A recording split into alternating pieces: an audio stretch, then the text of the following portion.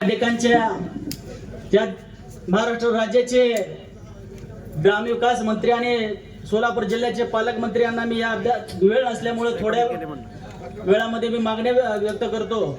त्या ठिकाणी अष्टयुक्त सिंचन योजनेसाठी भूसंपादन झालेल्या शेतकऱ्याचा मोबदला साहेब आपल्या माध्यमातून या ठिकाणी मिळण्याची गरज आहे। फार दिवसापासून हा प्रलंबित प्रश्न आहे।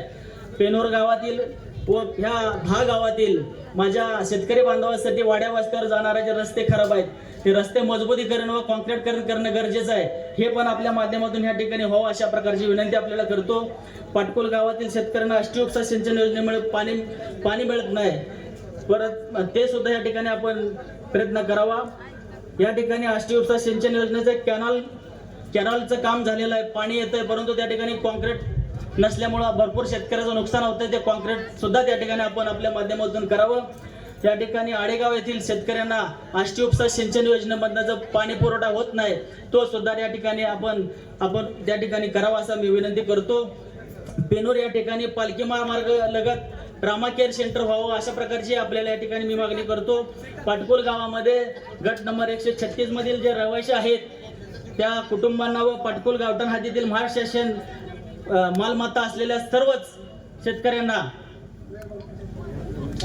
सर्वच घरकुलासाठी जागा मागणी करणारे जागा मालक सदरी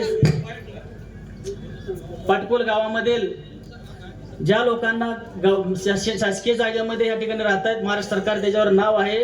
आपण ग्रामविकास खाता आपल्याकडे असल्यामुळं या ठिकाणी पाटकुलमधील 136 गट असेल, इतर महाराष्ट्र शासन ज्या ज्या जागेवर लागलेलं आहे, परवाच आपण 16 लोकांना या ठिकाणी हे दिलेलं आहे, परंतु ही जागा त्या सदर लाभार्थ्यांची व्हावी अशा प्रकारची विनंती आपल्या माध्यमातून या ठिकाणी करतो।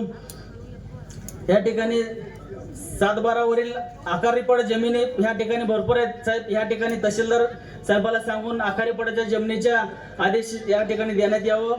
वरकोटे येथील आरोग्य उपकेंद्रात बांधकामासाठी निधी मिळावा। पाटकुल येथील कैलासवासी मेजर बारीकराव वशेकर यांच्या स्मारकासाठी आपण निधी उपलब्ध करून द्यावा अशा प्रकारची या ठिकाणी मी विनंती करतो।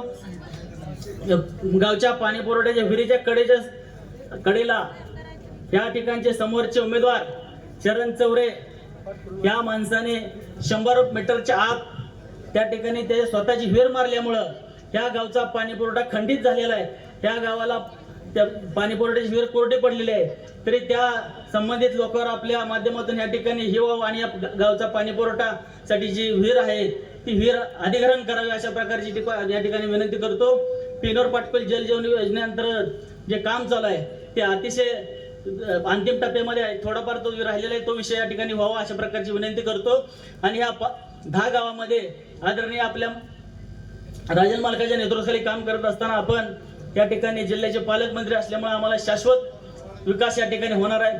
शेतकऱ्यासाठी भरपूर निधी आपण त्या ठिकाणी दिलेला आहे। शेतकऱ्याच्या ट्रान्सफॉर्मसाठी परवाच 15-20 दिवसापूर्वी आपण मला 22 ट्रान्सफॉर्मर या ठिकाणी दिलेले आहेत। भरपूर निधीची शिफारस आपण त्या ठिकाणी केलेली आहे। ह्या निमित्तानं मी आपल्याला एवढंच विनंती करतो की आपण ग्रामविकास मंत्री या नात्यानं आणि ह्या भागाचे निधी आदरणीय राजन मालक यांच्या माध्यमातून प्रचंड अशा प्रकारचा विकासासाठी कामासाठी निधी उपलब्ध करून द्यावा अशा प्रकारची त्या ठिकाणी विनंती करतो।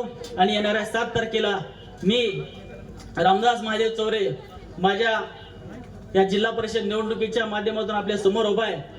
मला आपल्याला कळकळीची आणि नम्रतेची विनंती करायची आहे की या 7 तारखेला कमळच्या बटनासमोरचं बटन दाबून मला आणि अंजली राजाराम माडेगावकर यांच्या कमळ या चिन्हासमोर बटन दाबून आणि अमेरिका कापसे यांना त्यांच्या कमळाच्या समोरचं बटन दाबून या ठिकाणी प्रचंड बहुमतानं माझ्यासारखा सामान्य कुटुंबातला शेतकऱ्याचा मुलगा या ठिकाणी जिल्हा परिषद सभागृहामध्ये पाठवा अशा प्रकारची नम्रतेची विनंती मायबाप जनतेला करतो आणि थांबतो। जय हिंद, जय महाराष्ट्र।